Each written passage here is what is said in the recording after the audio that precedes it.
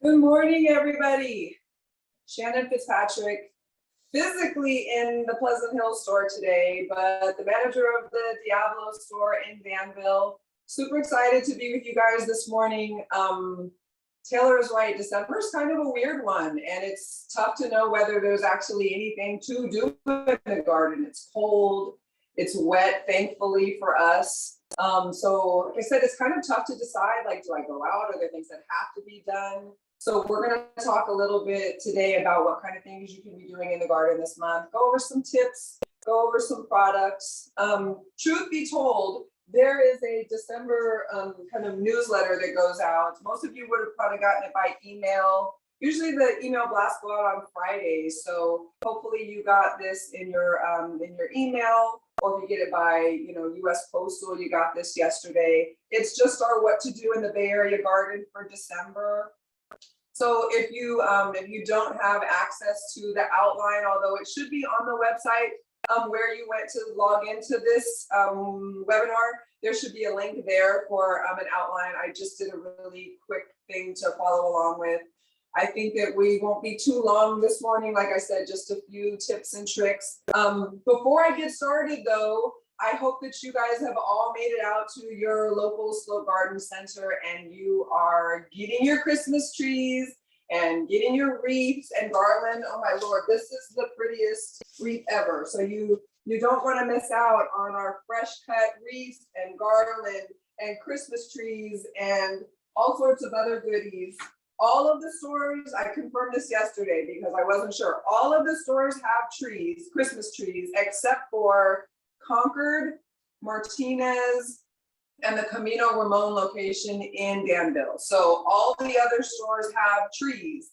All the stores, period, have all of your garland, like I said, and wreaths and poinsettias and all kinds of goodies. There's all sorts of, we'll go over some of the flowers and the plants and stuff that are blooming this time of the year, but there are some particular lovelies out there. There's some really cool, shades of poinsettias, and we have them in all sorts of sizes. So definitely hit up your local Slow Garden Center for all of your decorating needs. Super easy stuff this time of the year too. A lot of it is more, it's not going to be planted. It's just kind of show off. So even a couple of, short-term buys are nice. Okay, let's get started. So like I said, in the garden in December, it's tough to know what you need to do. It's cold, it's freezing. It's so freezing right now. It's tough to know whether you don't even want to be outside, much less to go out and kind of help your plants. But there are a few things that we're going to go over that'll, help your plants continue to thrive even during these cold weather months. Give you some projects that you can do out there to kind of get you ready for the, for the upcoming planting season in the spring. Still a little early yet, but again, just some kind of long range planning that you can do to kind of get things set up for yourself. And we'll talk about some cleanup that you can do within the yard, some kind of household tips for your indoor plants. So let's get to it.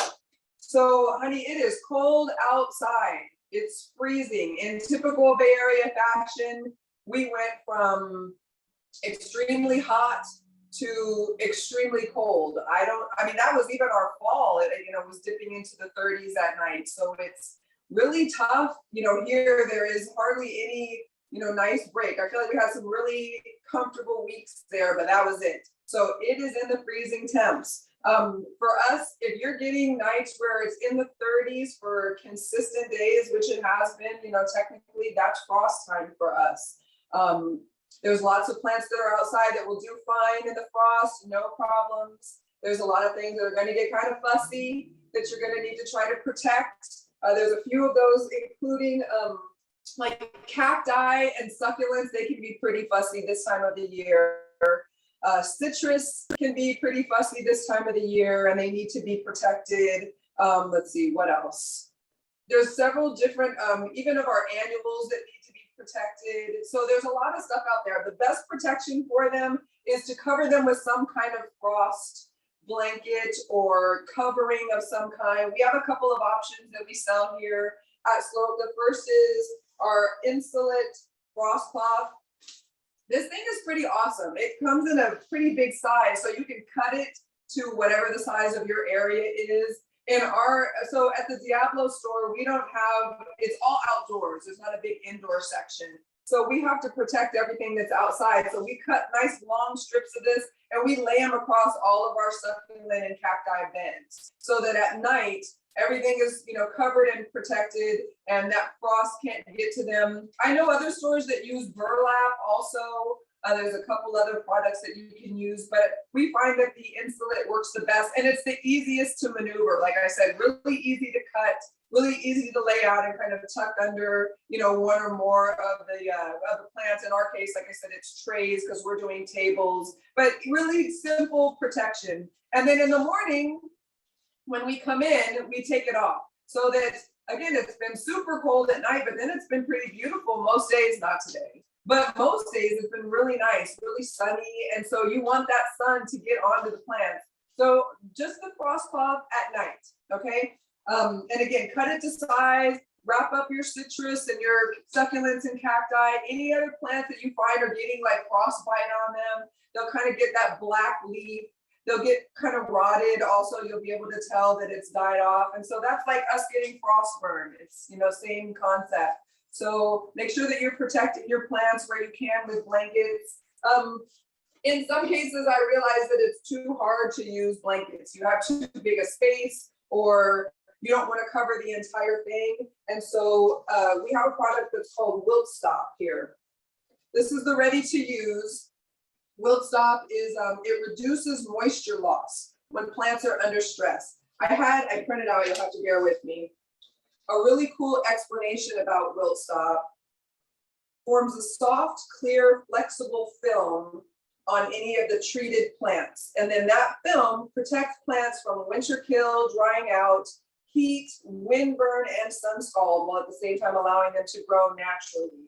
So you can use Wilt Stop, even in the warmer months, but again, it acts as a protective coating, as an anti-transpirant, I'm sure I'm saying that wrong, forgive me, plant protector that forms a soft, clear, flexible film on treated plants, which holds moisture in on plant foliage, reducing water loss during plant stress. So another good one that you can use for any of your plants that are struggling during this time of the season, that need to retain a little bit more moisture. The other amazing thing about Wilt Stop is that you can use it on your Christmas trees and your garland and your wreaths. Not so much on poinsettias, but on the other three that have that, the conifers, that this will help protect them from drying out, especially, when they're inside and the heater is running and, again, it's been really warm during the day. So use the Wilt Stop.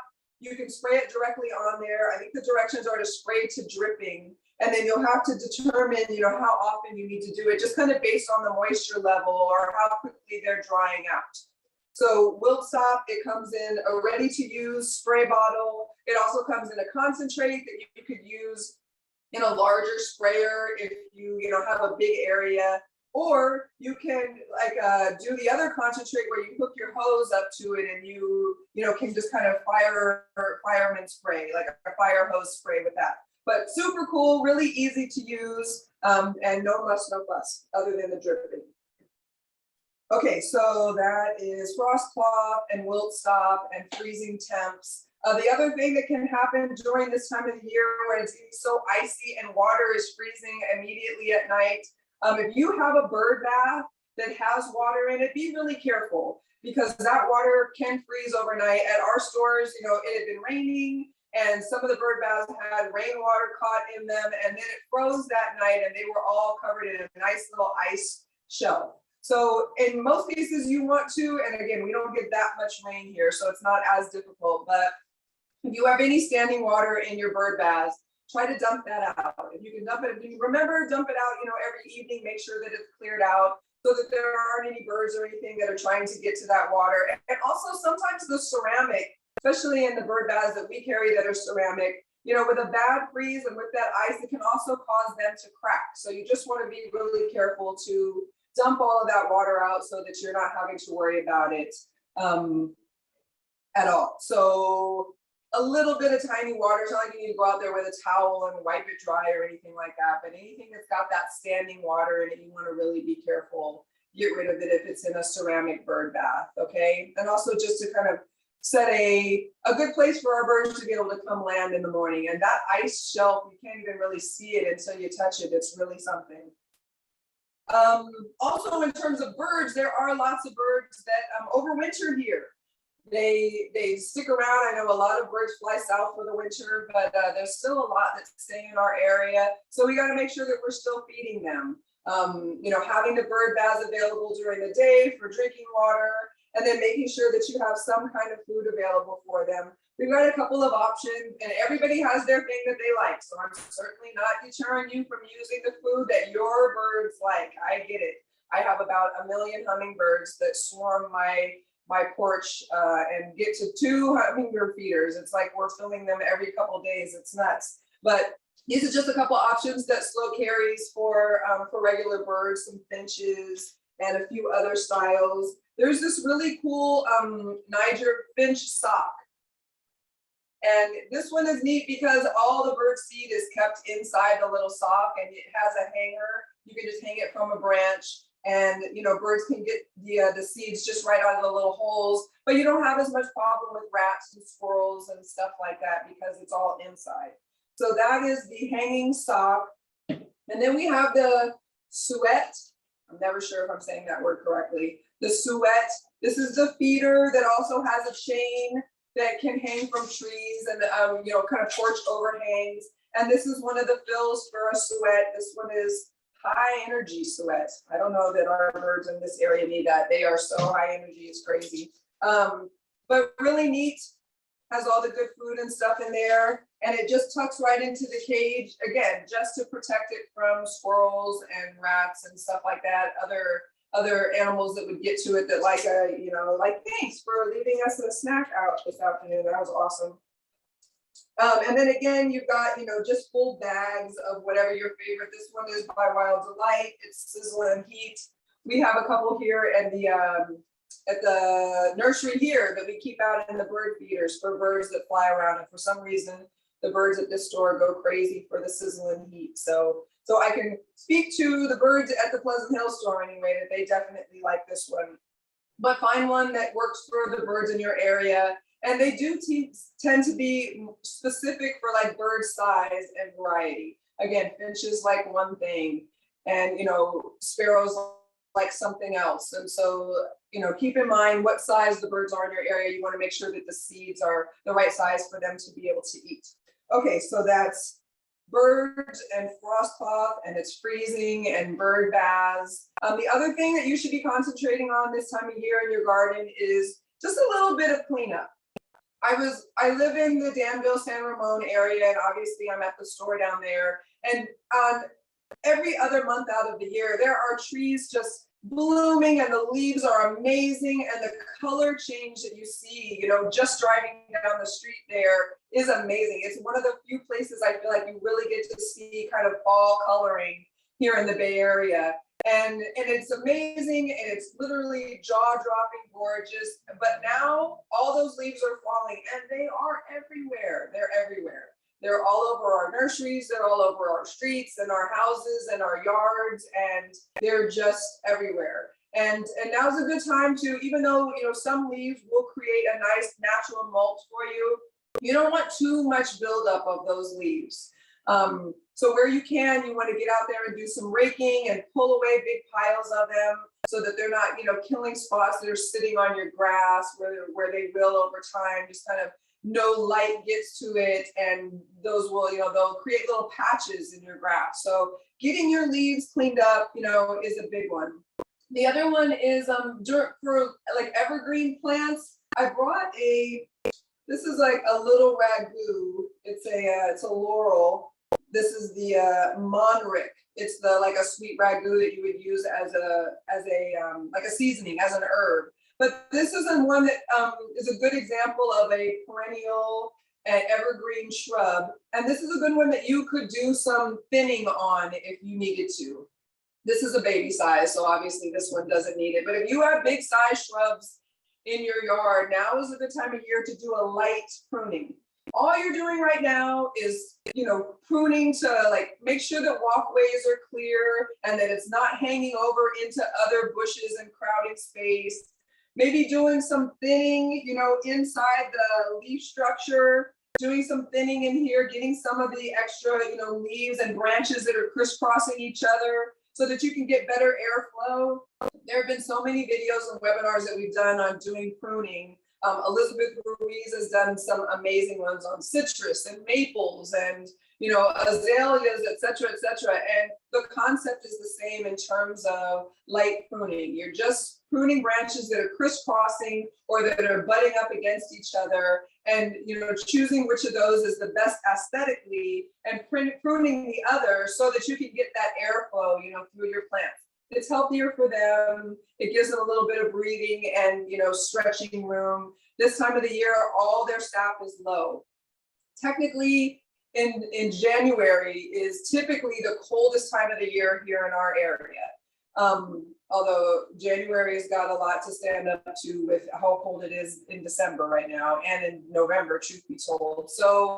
But January is the month that is supposed to be the coldest in the Bay. And so that's the time of year that we tend to focus on heavy pruning and cutbacks and doing like dormant cutting and stuff like that, dormant pruning.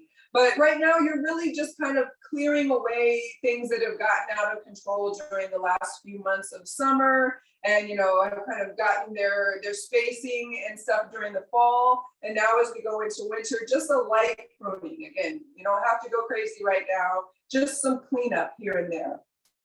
Let's see. And then also this is the time, as it pertains to like the leaves and stuff I was talking about earlier, that you want to really deal with overwintering pests and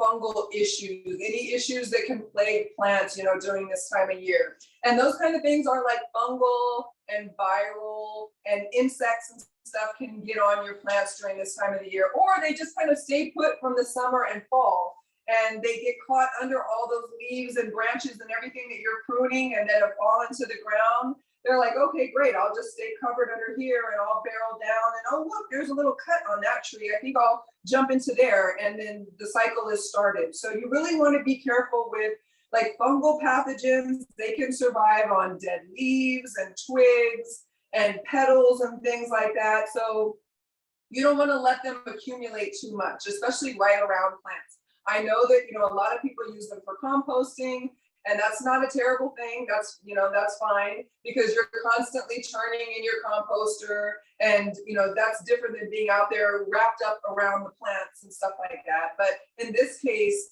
get all that stuff out of there. Any place where you're concerned that there are a fungal or a viral or pests that were attacking your plants, those are not compostable. You want to put those directly into your green waste container. You can't use them as mulch. You can't use them as much of anything. You want to get them off the ground.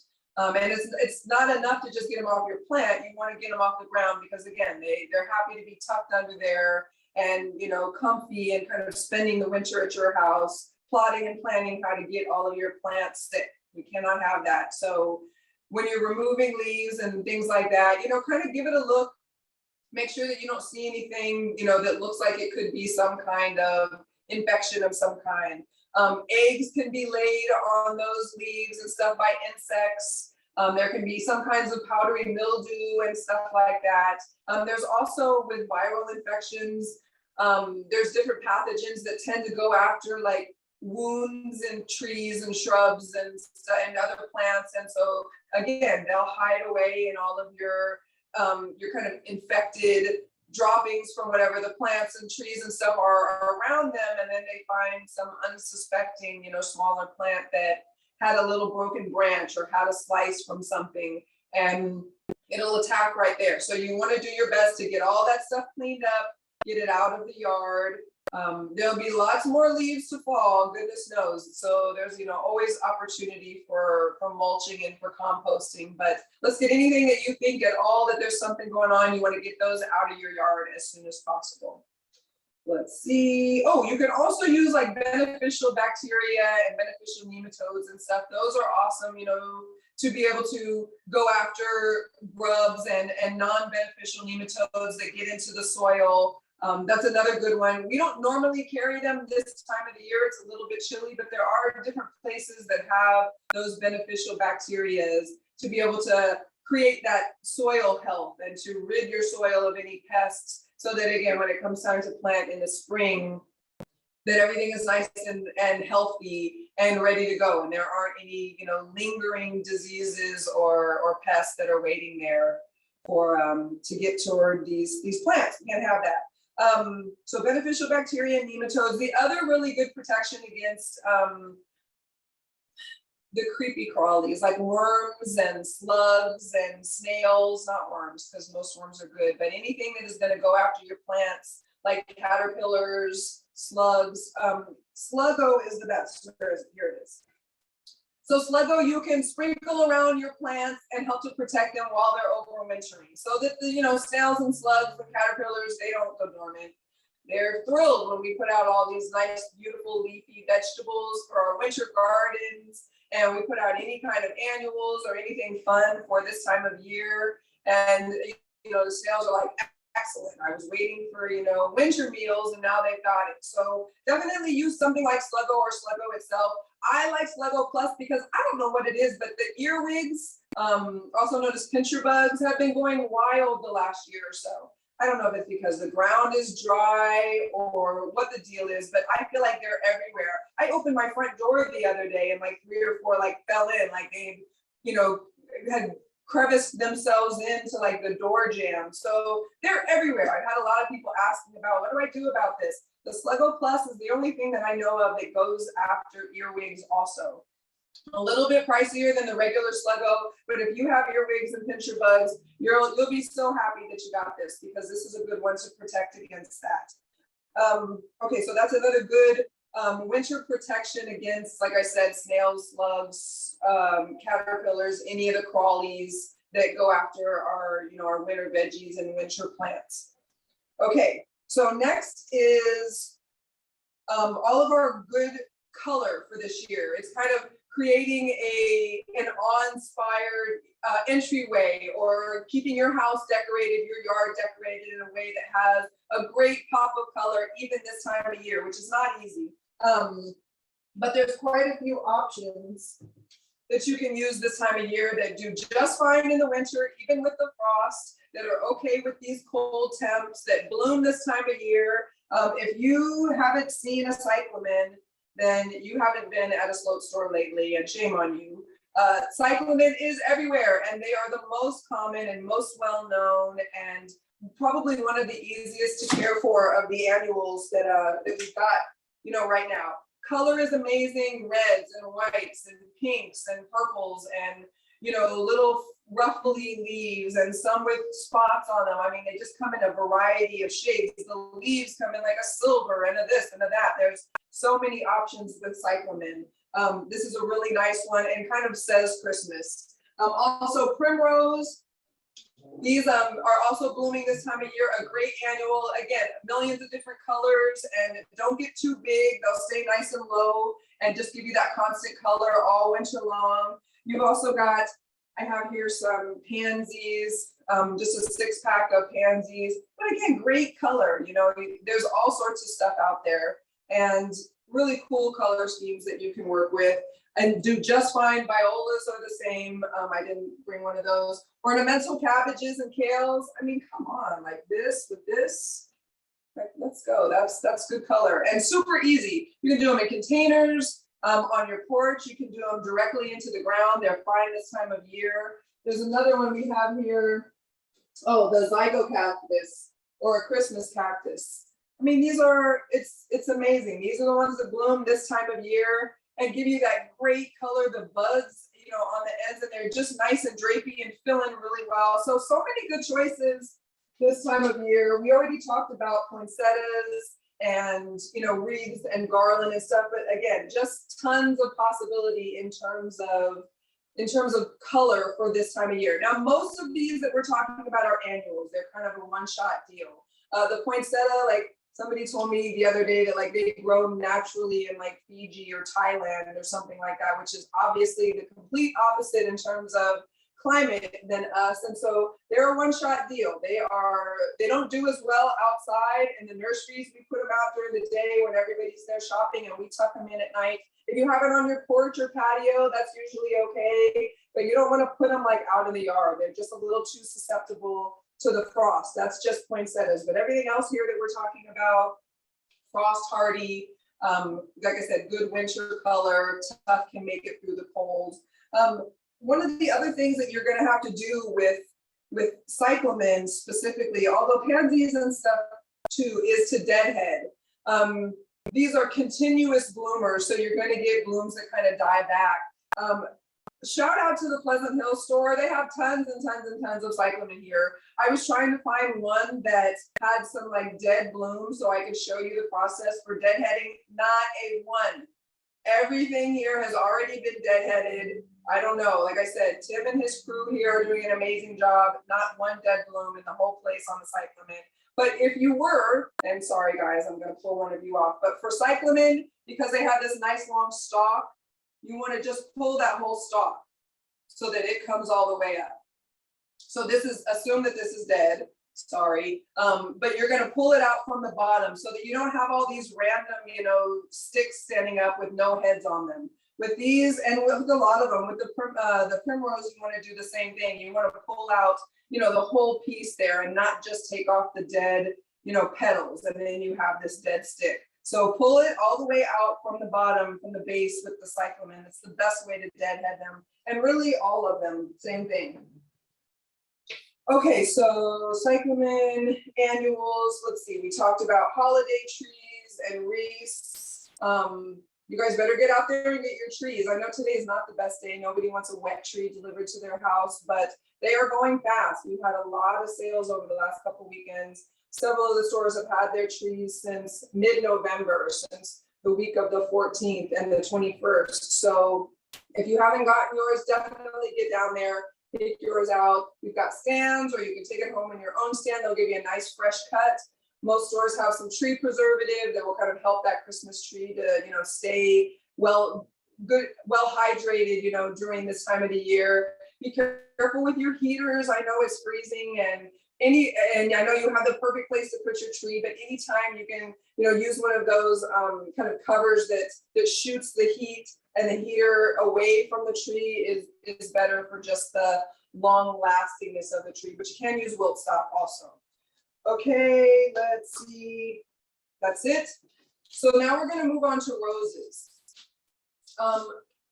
Any roses that you have on, that you have in your yard right now is an okay time to start pulling away some of those leaves that are, starting to die out, that are starting to like change color and get kind of flimsy. And now is the perfect time to, start ridding, your rose bush of those leaves. You can do it now, which is a little bit, seems a little bit early based on waiting until January to do a good dormancy cut, but this will allow you to start to see the structure of the plant.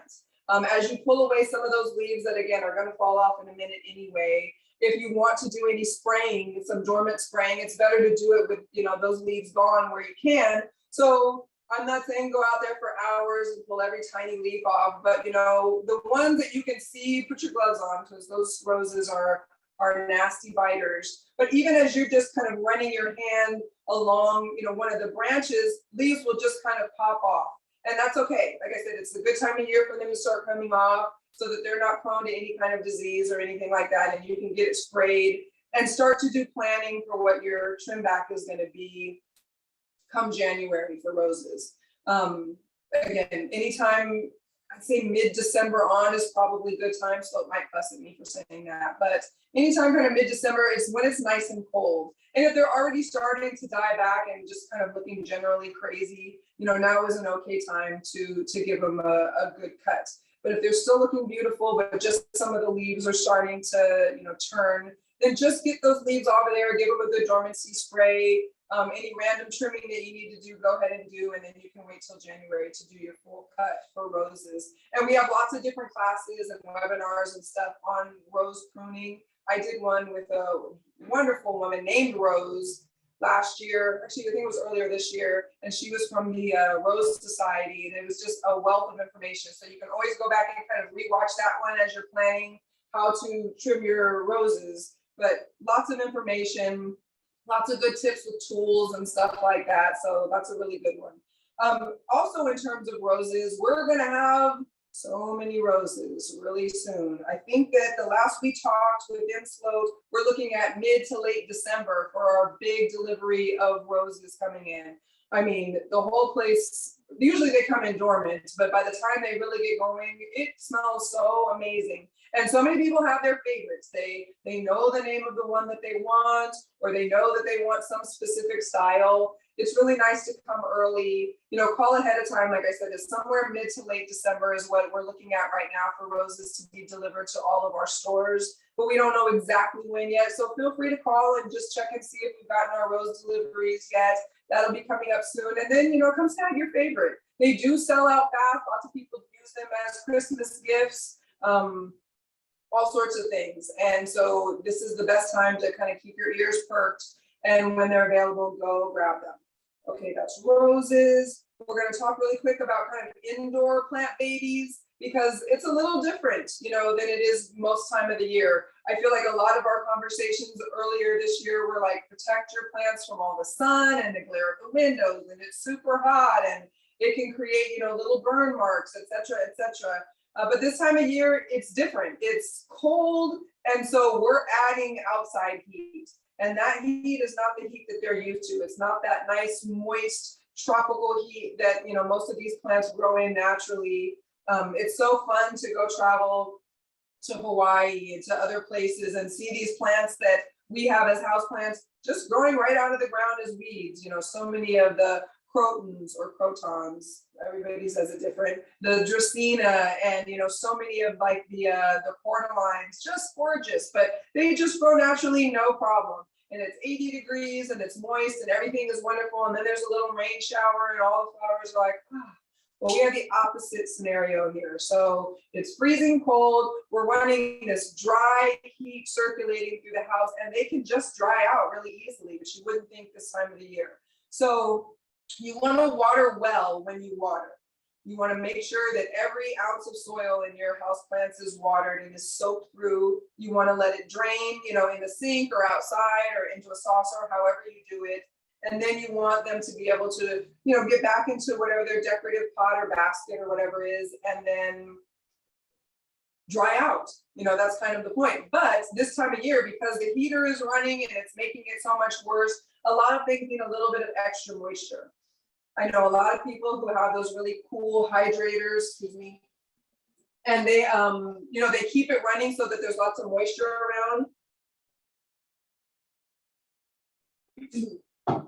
I don't have one of those in my house, but I do use like a small saucer that has like pebbles and a little bit of water in it that you can set, excuse me, that you can set plants on top of, and they'll kind of use that moisture that's coming up, from the saucer. That's why I have cough drops.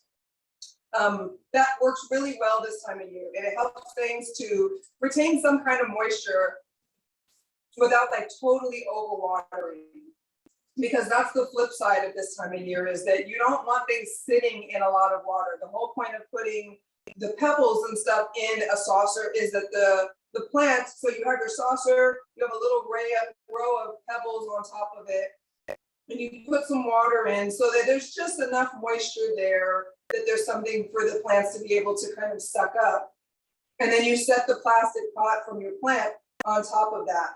So like over time, that moisture is kind of sucking up through the bottom of the plants, but it's not sitting in it, because once it sits in it all the time, then the roots get fussy, they can mold, they can rot. And if any of you have ever lost a plant that way, you know that there's no going back.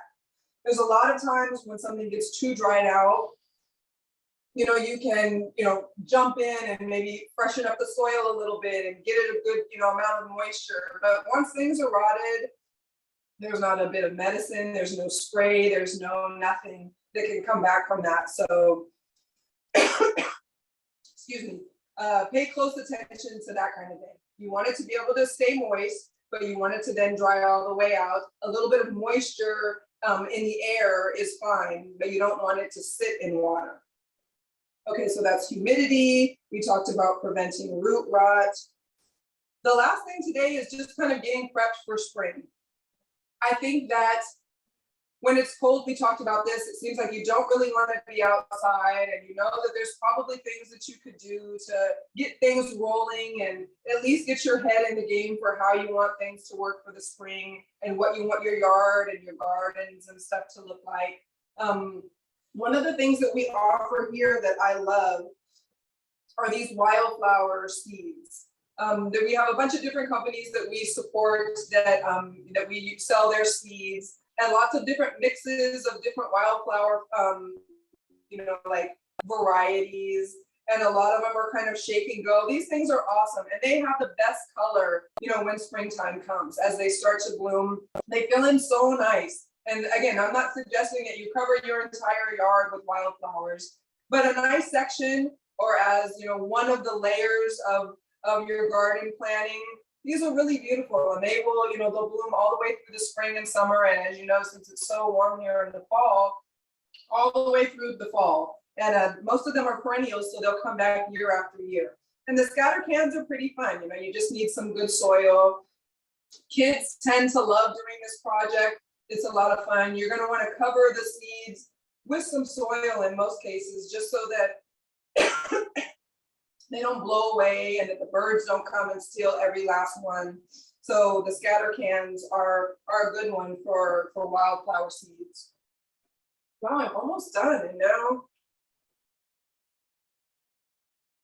all of a sudden my throat is tired of talking. Okay, so that's instant spring color with wildflower seeds. And then if you are feeling some kind of way about spring planting and you you feel like you have this space and you just don't know where to begin, and you don't necessarily want to, go out and hire this ginormous landscape architect firm to, come out and give you a line by line layout for your garden, come see us. While we do have, an actual design staff that is our in-house design staff for Sloat, most of the stores have people there that are really knowledgeable, especially in that specific area.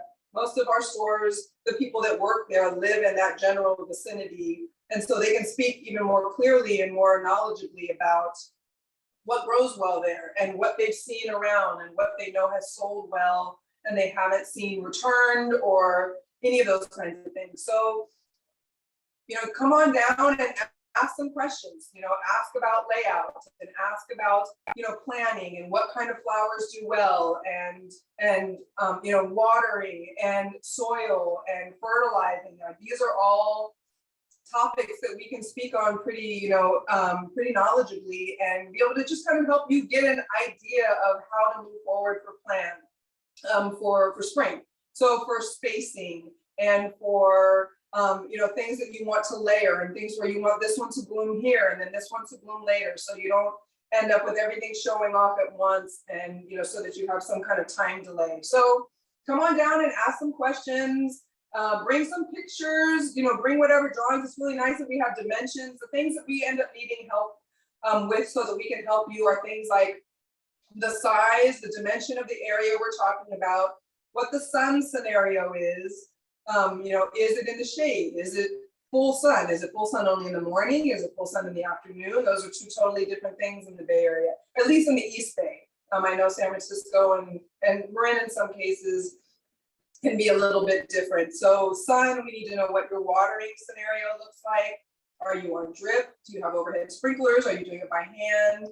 And then just kind of what your hopes and aspirations are for what the garden is going to end up looking like in the long term. So come down and ask us any of those questions. And again, we can kind of give you some advice on soil and fertilizers, and at this point, kind of dormant sprays and things like that. I think that's it. That was a lot of information in a really short time. I kind of love this class, Taylor, because it goes over everything that's in the newsletter, but just in a little bit more finite detail. And but it is a lot in a short segment. Yeah, no, it was wonderful and great kind of flow through it. So you really actually answered a lot of the Perfect. questions as you went through. And thank you everyone for asking questions. I was able to answer some of them and get some good conversations during the talk as well. So not too many to go over. You kind of actually touched on a lot of different points, and I think it's really helpful to talk Perfect. about all these different aspects of winter gardening and just gardening in general. And I think one topic or so, going a little bit over the pruning times. I think a lot of people, and we have, like you mentioned, a lot of talks and webinars about when to prune and pruning times and stuff like that. So definitely check out those. But maybe just quickly go over again what you kind of thought process on when you should do it, and if you should do some plants versus others. And I think you mentioned roses, which was a great one. But yeah, just a For little more sure. thoughts on pruning. Yeah, totally. I mean, the nice thing this time of year is that a lot of things are losing their leaves. They're already kind of defoliating for you and kind of showing off the places where maybe there's branches that are crisscrossing. Maybe there's space where you just need a little bit of thinning. Again, the little ragu that I showed you is a nice one just in terms of its thick and bushiness. But it's a good way to, kind of see where you would want to be able to prune. So in terms of what to prune right now, I don't know whether because of the way that that even our Bay Area weather is changing through, climate change, that it's a strong enough effect to change when we recommend most of our heavy prunings. But we tend to recommend heavy prunings when it is coldest in the area. Again, all that energy, all that sap, everything comes out of all of these, tall branches and is way down low into the root structure. And it's the time that you don't have to worry about, fussing with blooms, or you're about to cut off something that's about to show off, or you're, about to do something that's going to cause, this side over here to not be as filled in as this side. And again, you can see what you're doing. I feel like so often we're trying to prune things and we're like sliding between here and there, trying to, get an idea of where branching and things are. So if there are things that are fully dormant at this point in time where the leaves have fully fallen off, I don't think that's a terrible time of year to go ahead and give them a pruning now, if now works for you. Again, January is kind of the traditional recommendation because it is the coldest time of the year. But I think with roses, with probably Japanese maples, now is an okay time to do some pruning. A lot of citrus and stuff are blooming right now, so I probably wouldn't do that family. But most of the other fruit trees are going dormant, and you can do some pruning there. It really depends on whether the plant is a winter bloomer, like camellias and some azaleas and rhodies and stuff that are about to start blooming. You don't really want to mess with those. You want to let them go through their bloom cycle, and you're going to have to wait, till a different time for pruning of those. But I would say it's not an unsafe time of the year by the time you get to December to start doing your pruning. So as long as it's not in full bloom, as long as it's not looking perfect and you decide, today's the day for me to hack at it.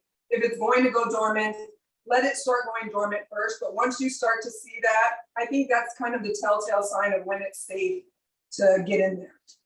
Yeah, no, thank you. That's a lot of good insight on that. Yeah. Very good. And also switching gears a little bit more, you were talking about a lot of the indoor plants and stuff like that. Some people were asking if you can bring in flowers during this season, like bring in from the outside, as well as maybe a quick kind of just another brief talk about how to take care of your poinsettia for the short period of time that you have it. I think it's just like a nice thing that people can use. Yeah, for sure. Let's see, are there plants that can come inside? I mean, definitely there are. Again, but you have to keep in mind that you want to try to mimic, let's see, what are good examples of plants that I tell people all the time, if you were to bring your herbs in now, bring your herbs in now. It's an okay time to have a little window box or have them up on the patio or something like that. If you've got them in some kind of container, or if you're doing just kind of small herb gardens, now is an okay time to bring those in. What else could you bring in this time of year? I think your hesitation is very valid there, because you have to be careful when you do bring stuff in. A lot of like the flowers you can bring in for like a show for like a party or something. But if you bring in things for too long, a lot of times they will suffer a little bit more, or you risk bringing bugs in.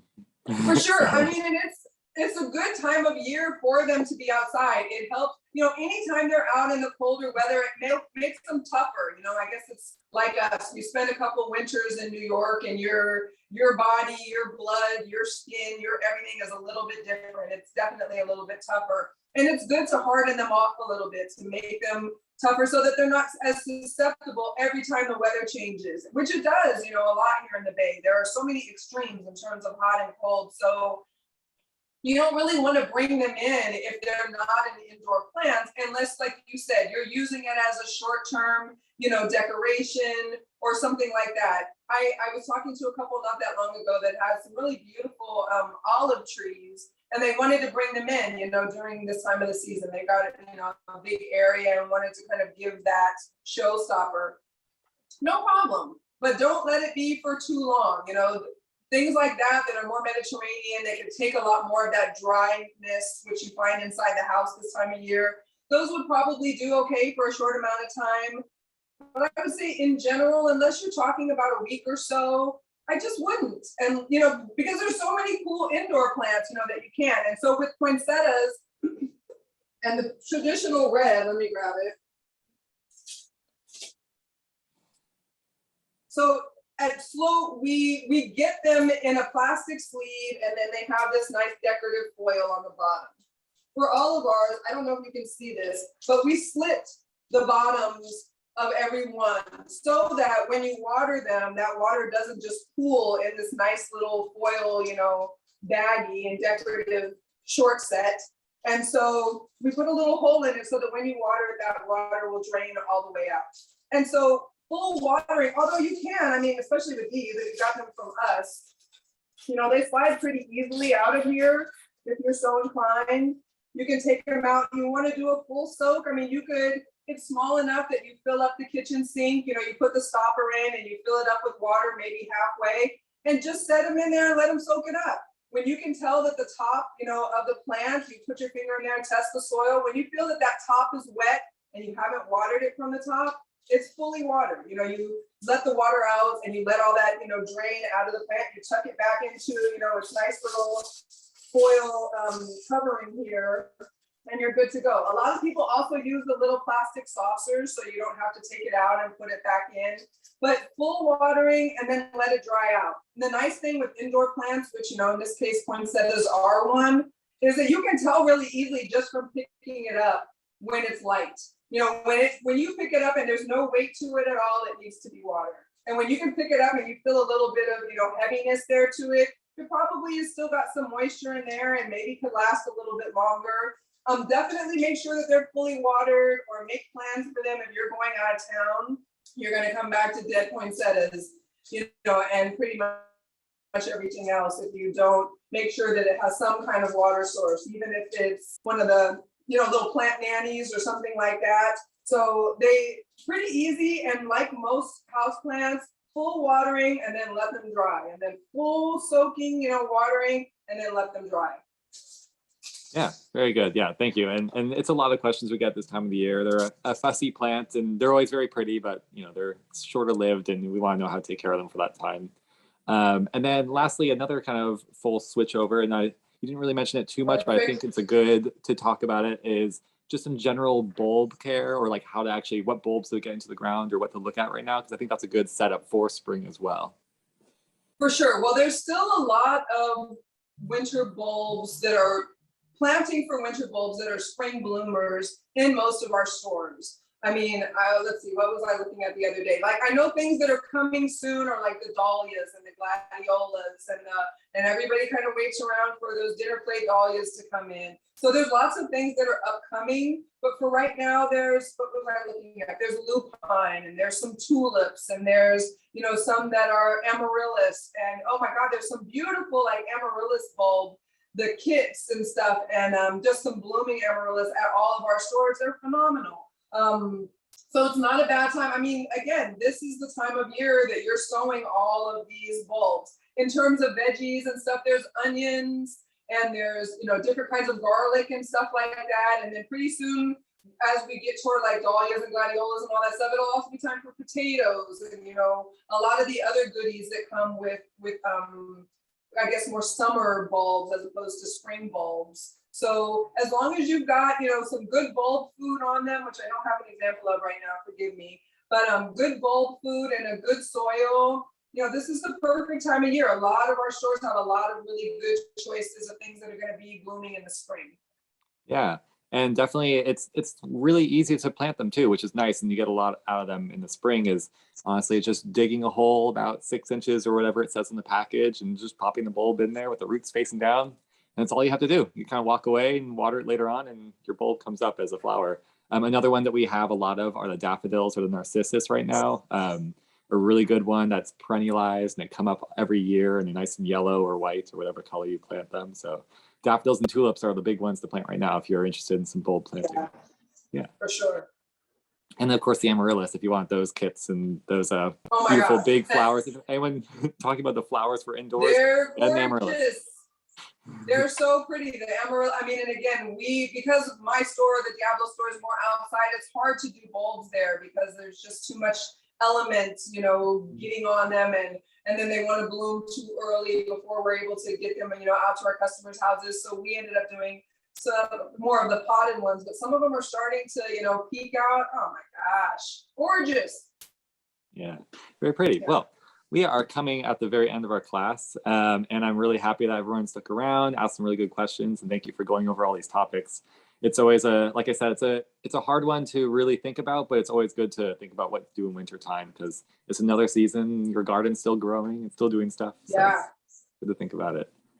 Is there any last? I just want to wish everybody a happy holidays before we sign off. You know, it's been a great year. It has been our pleasure here at all of the slope locations, you know, to partner with you guys this year. And this time of year, feeling really thankful and grateful for all of you and all of the relationships that we're able to build with so many of our customers.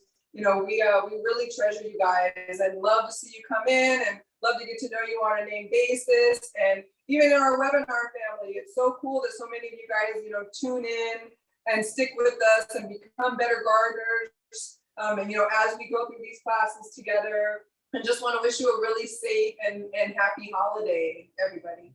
Yeah, very sweet. Yes, thank you, everyone. Look towards our next year's slot of all different kinds of webinars we have on our website. We have some sneak peeks there. If you have some really good ideas, let us know in the stores. We can always pass that along and get some cool classes going.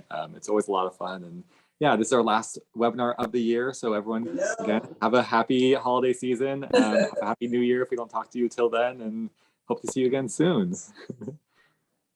Right, well, I think we'll be ending that now. Yeah. Bye, everyone. Bye, everybody. Have a happy new year.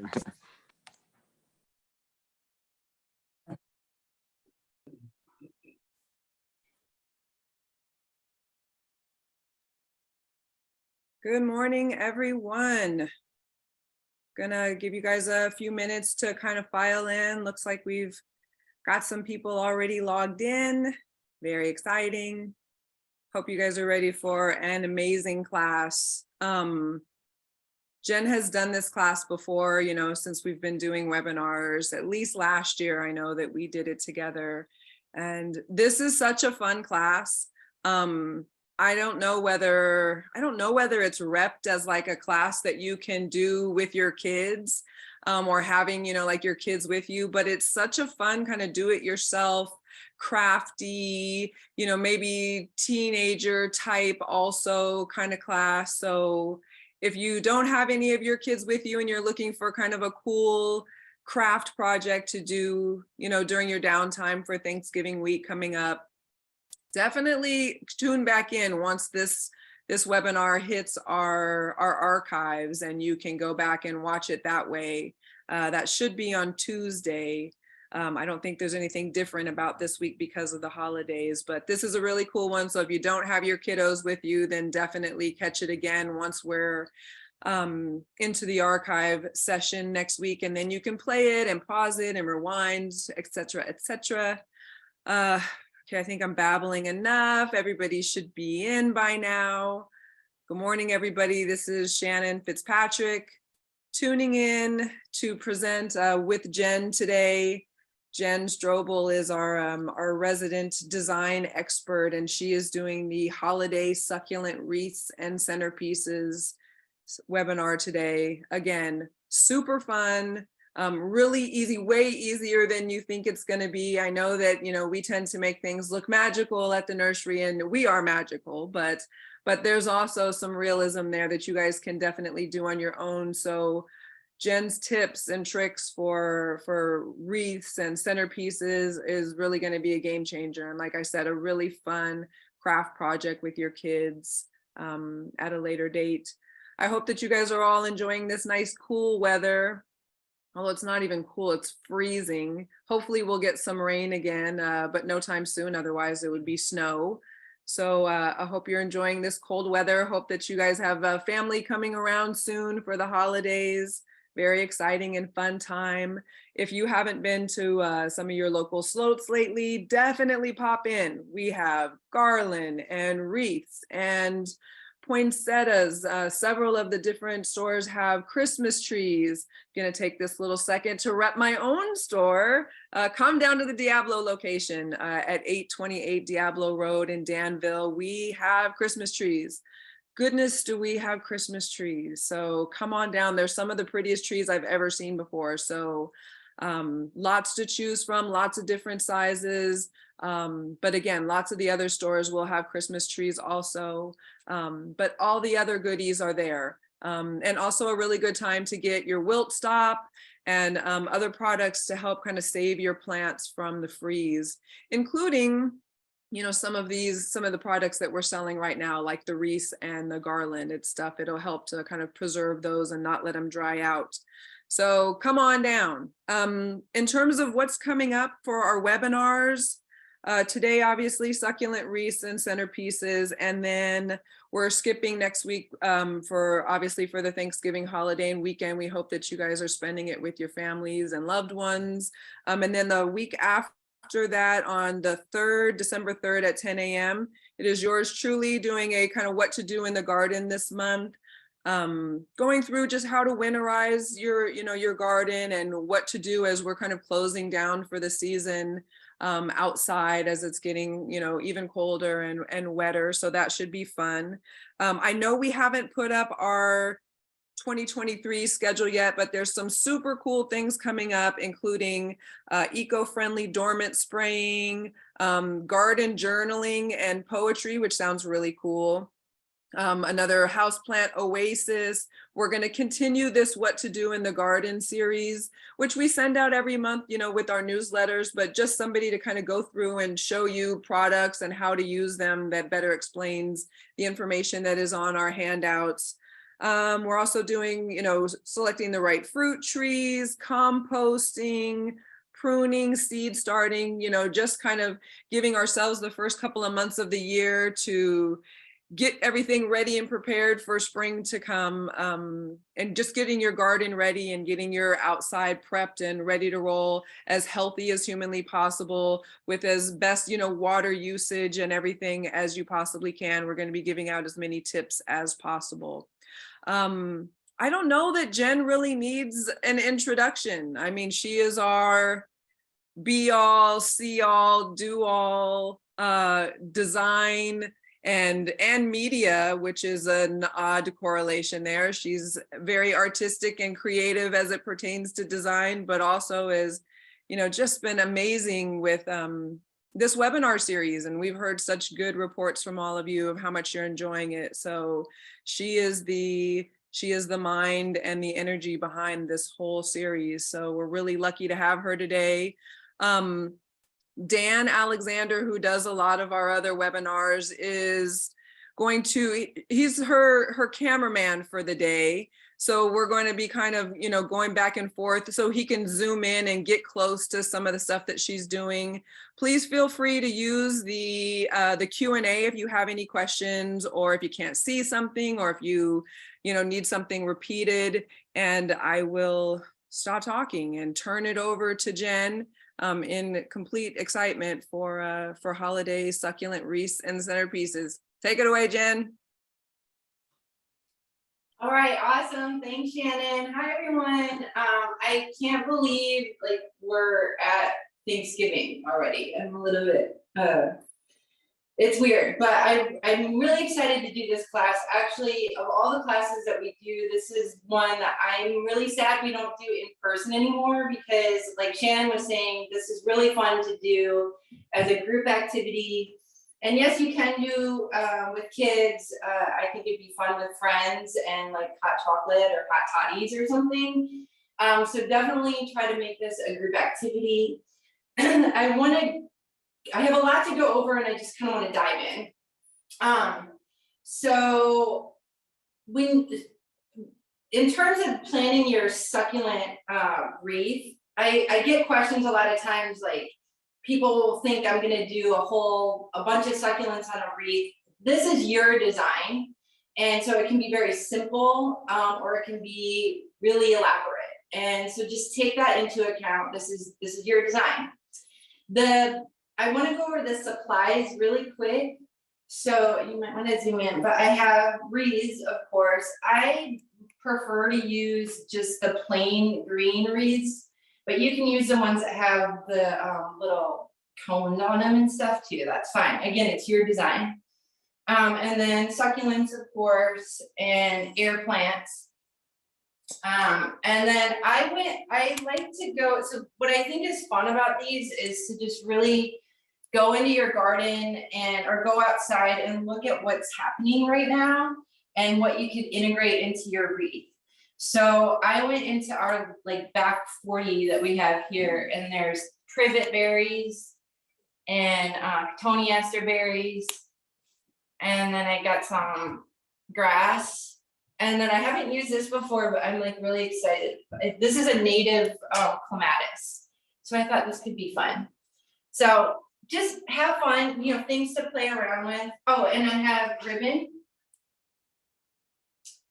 And then floral wire. So this is just, you get this like at a craft store. And pruners and scissors. And you can get a waterproof glue. I have E6000, but it's important that it's waterproof because obviously we'll be watering these. Okay, so a little brief on succulents and tillandsias. They're very similar in terms of their needs, their light and their watering needs. So the tillandsias, if you don't know, are the air plants. They don't grow in any soil. So these are a fun combination with the succulents and give it another texture that we can use. Basically, all of this will do really well in sort of a part sun situation or even a bright shade situation. Keep in mind, we're just trying to get through the holidays with this. So this is a temporary thing. We're just thinking for the next, like, I guess, month. And then after that point, we can disassemble everything and put the succulents into the garden or into containers or whatever. So just getting through the next month is kind of the goal. Okay, so planning the wreath, the biggest thing to note is what's the top. So most wreaths have a little hook on the back that you can use to hook onto your door. So determine the top to start, and then think about, like I was saying, do you want your design to go all the way around the wreath? Do you just want it at the bottom, just at the top, or just at the side? So again, determining the top to start and then going from there with your planning. Okay, you ready? Dan? Okay, so this is the part that I think freaks people out, and I want you to be really comfortable with this. With the succulents, it's really hard. Every part of it is living. When we used to do this class live, people would be like sweeping all the leaves off the table after the class, because literally every leaf will root and become a whole new plant. So you don't have to be careful with the succulents. So something like this, I'm just gonna do this. Ouch. So this part will grow a whole nother plant, and this part will grow a whole nother plant. But what this does is it gives me a stem to work with into the wreath. I kind of like using the wire with this better than the glue, but I'll show you the glue too. So then I take the wire and I wrap it around like that. And then, okay. I'm gonna do a little side piece, I think. And the wreath has this frame to it, and really that's gonna be what you use to secure everything to the wreath. So when you have your piece, you kind of work it down in and work the wire around. And then in the back, you just twist it. Can you see that? Okay, so that piece is on. And then I'm just gonna go from there. So obviously there's tons of different succulents, tons of different colors. It's really fun to play with. These kind of things, again, you can just do that. And this stump will grow into another plant, and this whole thing will also grow. And I think it's a fun impact.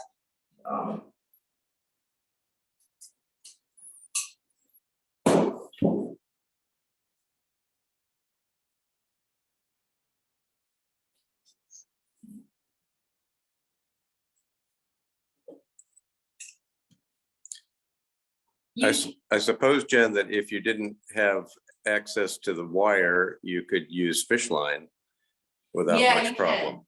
for sure. I've done that before. The thing is, the fish line is a little bit more challenging because it's so flexible. So it's kind of a little bit harder to work through the you know, the wreath or whatever, but you definitely can use that.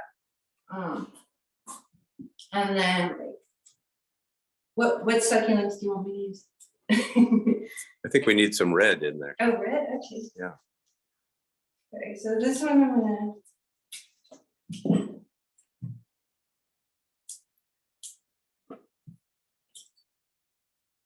What are some of these succulents? Echeveria, sedum, senecio, aeonium. Yeah, this is Echeveria. A bunch of different types. I mean, don't let it stop you. Whatever you're attracted to can be incorporated into a wreath.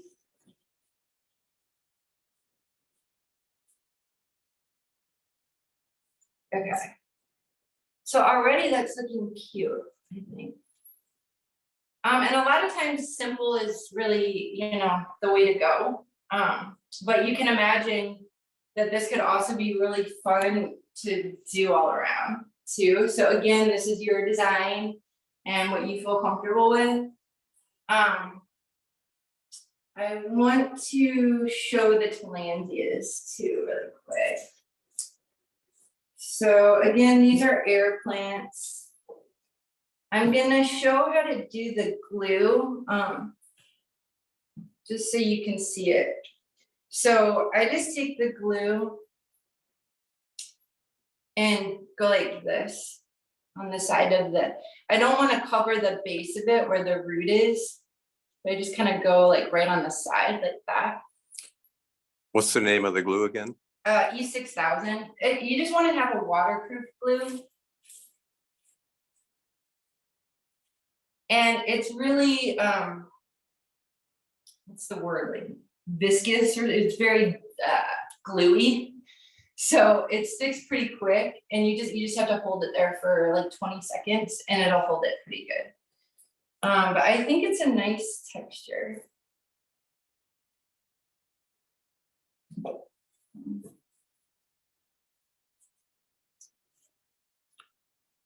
So are you just sticking those down on the leaves, the needles of the wreath? Yeah. Damn. I'm just kind of working them down in there. Hey, Jen, when you have a minute, will you show that wire again? Oh, And just give us kind of a name of, I mean, I know for us, it's like the bonsai landscaping wire, but I just wanted to make sure I'm saying it correctly. sure, okay, it looks like this. I got this at the Flower Mart, but you can definitely find it at a craft shop, or we have the bonsai wire. And you just want something that's not super stiff. So, but this is, the technical term is floral wire. So, yeah. Perfect, thank you. I'm gonna add.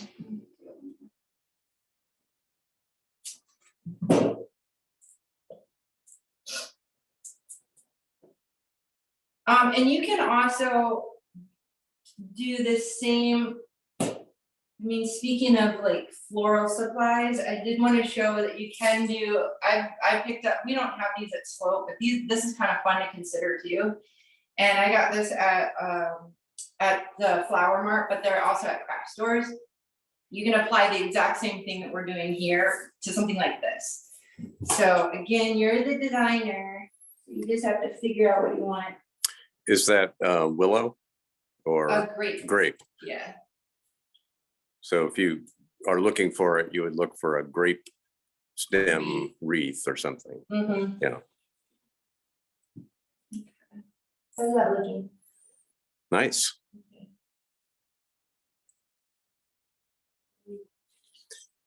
Let's see, are you doing that at the top or the bottom or the side I of the think it's gonna wreath? be the Side. side. Mhm. Yeah.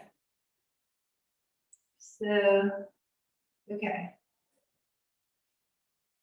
Again, like this is kind of for the purposes of the the video. I'm gonna like not do the whole wreath, but you, like I said, you can imagine this could be really fun with a group of friends, and you can get really elaborate with it. Don't overthink it. That's always the biggest hurdle. So just have fun with it. This is a total conversation piece. Literally anybody that comes to your house is gonna admire it, and you can say that you made it. So that's really fun.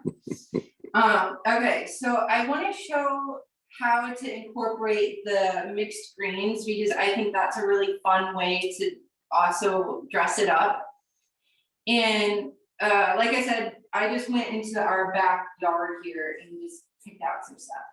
So I like the berries, and I really don't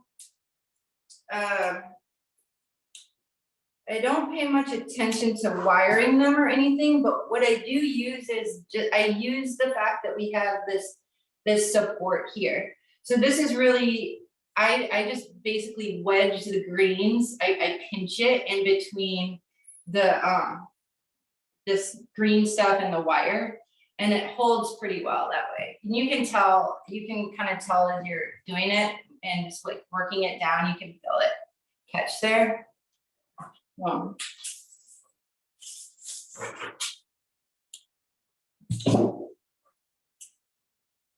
again, this is Cotoneaster.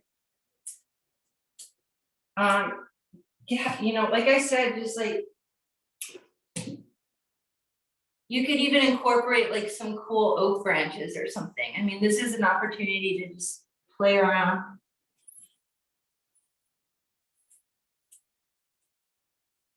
Yeah, live oak leaves would look kind of like holly. I think so, it'd be really pretty. I really want to try to use this because I've never used it before, and I'm really loving it. Look at the, so this is a native clematis. That's the seed pods. I think it looks like snow or something. But I've never tried to use it before, and I just saw it and it needs to happen. Okay.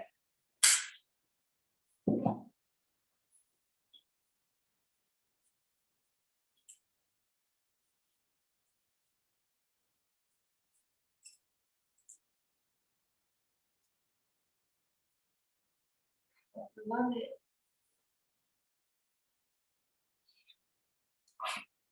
And then we'll do some ligustum. Now, this is privet, which is growing everywhere. The birds plant it all around. So you might as well take advantage and clip some off when you see it. Yeah, and how cool are those berries? I mean, it's really fun. Jen, why are you taking all of the leaves off of the branches that you're tucking in? Oh, that's a really good question. The leaves aren't gonna really last that long. So they'll start shriveling up. And I don't really want them to shrivel up, you know?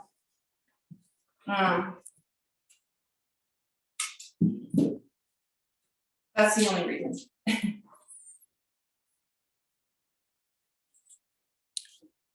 That's the advantage of the wreath itself will stay green through the holidays. Okay. I could, it's hard to know when to stop, right? But I want to get through it, and I want to make sure that I answer your questions and also that you have time to enjoy your day. Oh, you want me to hold it? Oh, look at that. Yeah, if you can get in there close, Dan, that would be awesome. It's kind of hard to see from the table. Right. Yeah, that's beautiful. And then you could put a ribbon on it, of course. Yes, so that's what I was gonna say next, and I'm definitely not a bow expert. I know that there's a lot of bow potential, but you could, this is just like so you could decide, again, this is your design, so you could decide, like, do you want the bow like on the top? Or do you want it on the bottom or on the side? It's like, there's a lot, or you could just do like a hanger. No,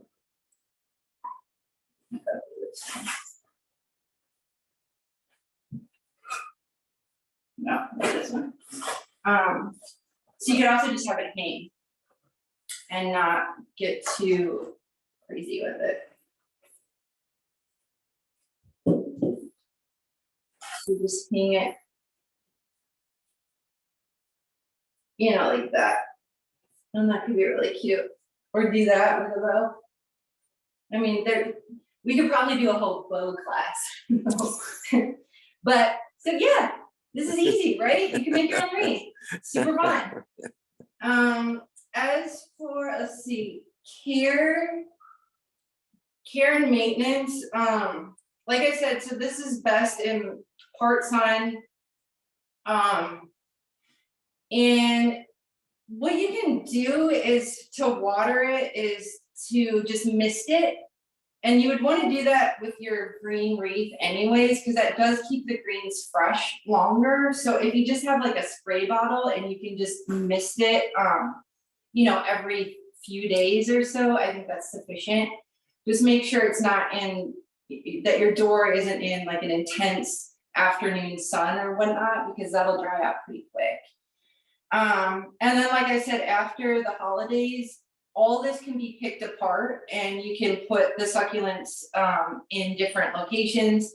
I did have somebody tell me at one class however many years ago that they just kept the succulents on the wreath, and the wreath started to sort of decompose and the succulents started to root into it.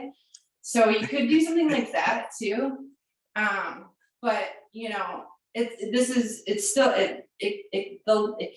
can go on past the holidays is the point. It can live on past the holidays. So any questions? Okay, let's see. So I've had a couple people mention the fact that that it's so quiet during this class.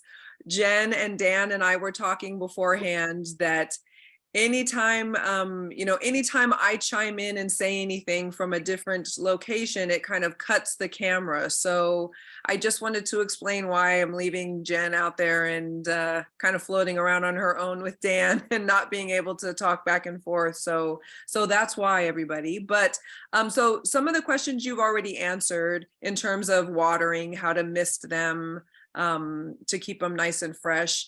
One of the other questions that we have is somebody said that the grapevine wreath, which is what that is actually called, like what's the best way to create that nice green background that you get with using the live wreath? What's the best way to create that same background on the grapevine wreath?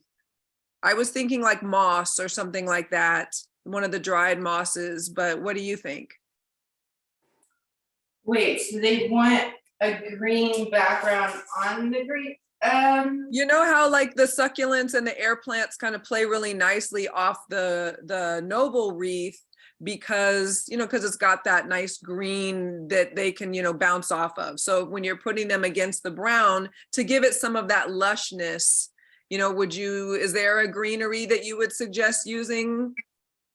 Yeah, I mean, I think moss is a really good call, definitely. Because you could take moss and use a fishing line and wrap that around if you want more of that green background. You won't see the fishing line at all. And then you can start wiring all the stuff in. Right. And then what about, like you said, you were taking the leaves off of the other ones. Are there other leaves that you could use that, you know, wouldn't dry out as badly, that could stay for a while? Maybe there's a couple of people suggesting now like magnolia leaves, or maybe eucalyptus. Both of them, 100%. Yeah. Absolutely. Yeah, the eucalyptus smell really good too. Yeah. Then also evergreens.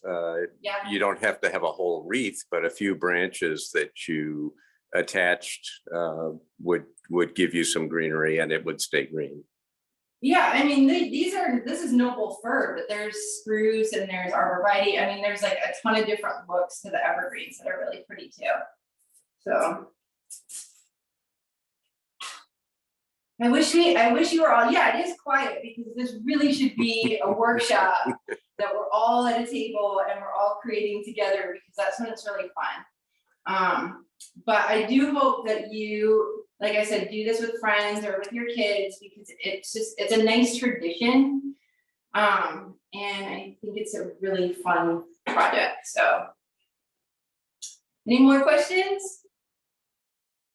We're in half hour. No, I think that's it. I'm answering questions about like the specific names of succulents and styles and the glue and the wire and stuff like that. Otherwise, it's just a lot of encouragement and excitement. So let's keep it going. Well, I'm so serious. I would love you to send me pictures of your wreaths, because that's a way that we can interact on this together in some way. And I did get a few emails about sending out supply lists in advance before classes like this. I'll definitely do that. We'll start doing that in 2023. I just couldn't get it together before this wreath class, but I think that would be nice going forward next year, is like if you actually got some of the supplies before the class and then we would do an activity together. So yeah, anyway, thanks for joining. I hope everybody has a wonderful holiday and have a great day. Bye now.